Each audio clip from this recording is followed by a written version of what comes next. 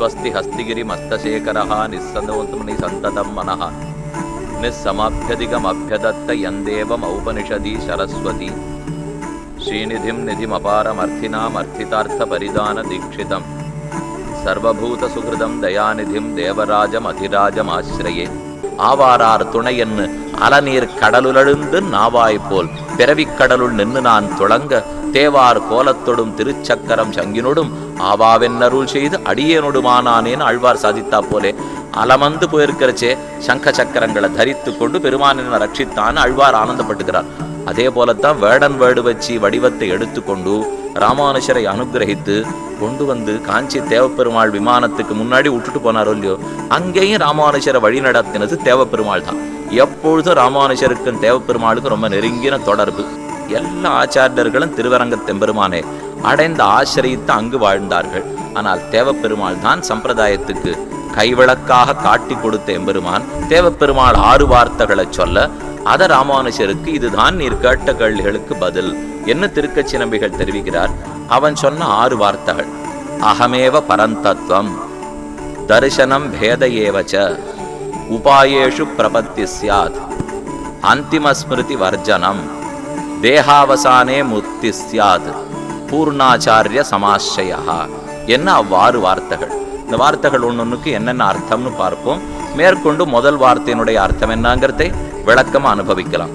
அகமேவ பரந்தத்வம், அகம் நான், அகமேவ நானே, பரந்தத்வம் பரமமான தத்துவம், பரதேவதை முழுமுதற்கடவுள், பரப்பொருள், நானே பரம்பொருள். இது முதல் வார்த்தை.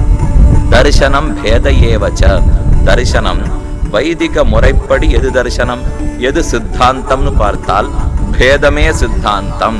பரமாத்மா வேறு, ஜீவாத்மா வேறு, ஜீவாத்மாக்கள் ஒருவருக்கொருவர் வேறுபட்டவர்கள், அச்சித்து தத்துவம் வேறு. ஆக சித்தாந்தம் தத்துவத்திரயம் சித்தாந்தமே தவிர ஏக தத்துவம் சித்தாந்தம் அல்ல, பேதம்தான் சித்தாந்தம். பரமாத்மாவும் ஜீவாத்மாவும் ஒன்றுன்னு சொன்னால் அபேதம், பரமாத்மாவும் ஜீவாத்மாவும் வெவ்வேறுன்னு சொன்னால் பேதம். பேதம்னாலே வேறுபட்டதுன்னு பொருள் இல்லையோ. தரிசனம் வேறுபட்டிருக்கும், ஒன்றல்ல. பரமாத்மாவும் ஜீவாத்மாவும் ஒருவன் அல்ல, இரண்டும் வெவ்வேறுபட்டுத்தான் இருக்கும். இது 2வது சந்தேகத்துக்கு தெளிவு.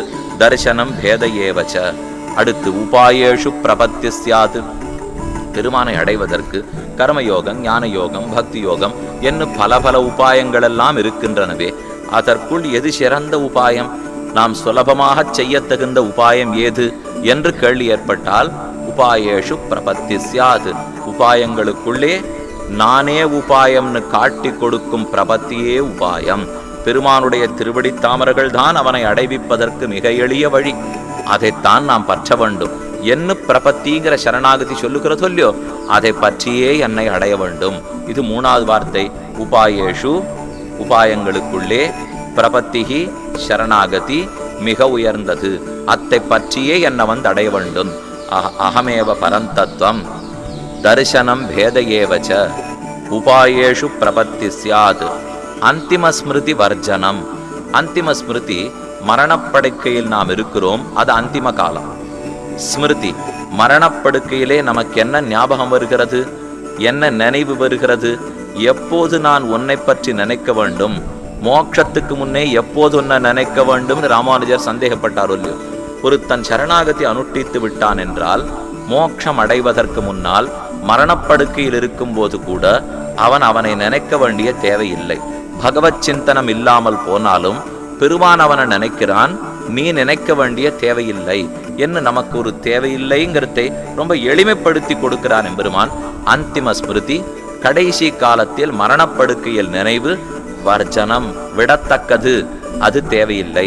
அந்திம ஸ்மிருதி வர்ஜனம்ங்கிறது 4வது வார்த்தை.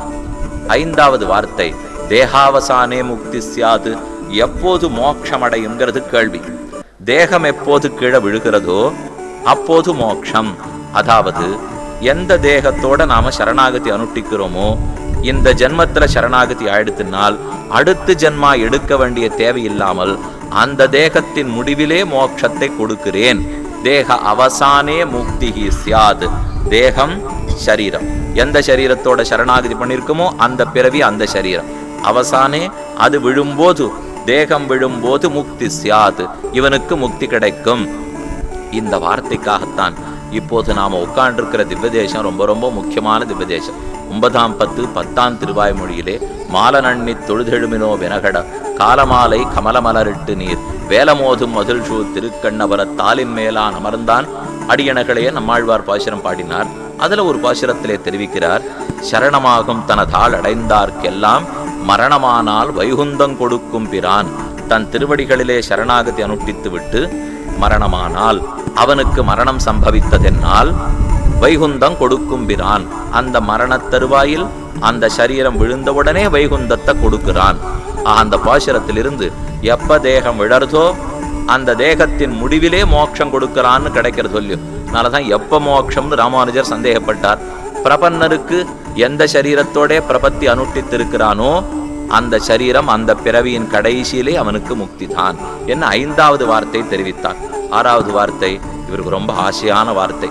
நான் எந்த ஆச்சாரியனை பற்றணும்னு சந்தேகப்பட்டிருந்தாரோ இல்லையோ, பூர்ணாச்சாரிய சமாஸ்ரயா, எல்லா கல்யாண குணங்களும் நிரம்பியவராய் அதனாலேயே மகாபூர்ணர் பெரிய நம்பிகள்னு பெயர் பெற்றவரான அவரையே ஆசிரியப்பீர்.